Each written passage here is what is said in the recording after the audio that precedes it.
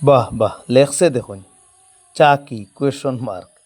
লেখছে ঠিক আছে, বহু কিছু লেখছে যেগুলো আপনারা দেখতে পাইতরা, কিন্তু একটা জিনিস মিস করে লেগেছে, বুটে চাটা লেখছে না। আমরা জানি বুটো খুব বেশি চা চলে ইলেকশনের সময়। এখানেও লেখছে চা একটা অনুভূতি, আনন্দের চা, কষ্টের চা, রাগের চা, টেনশনের চা, ডেটের চা, ব্রেকআপের চা, চায়ের পর চা। বাঙালি মানুষের খুব বেশি চা লাগে, আমিও সকালে একবার বিকালে একবার চা খাইতেও হয়। এই দেখুন চা আমরা খাই, আর বন্ধু বান্ধব মিলেও চা খাই, কাজের প্রেসারে চাপেও চা খাই আমরা। কিন্তু বুটে চাটা লেখলো না কেন? বহুত সুন্দর জিনিস লেখছে দেখো, একটা চার কাপও বহু কিছু লিখিয়া দিলেইছে। এই যে লেখছে আনন্দে চা, কষ্টে চা, রাগে চা, টেনশনে চা, ডেটে চা, ব্রেকআপে চা, কিন্তু বুটে চাটা লেখলো না।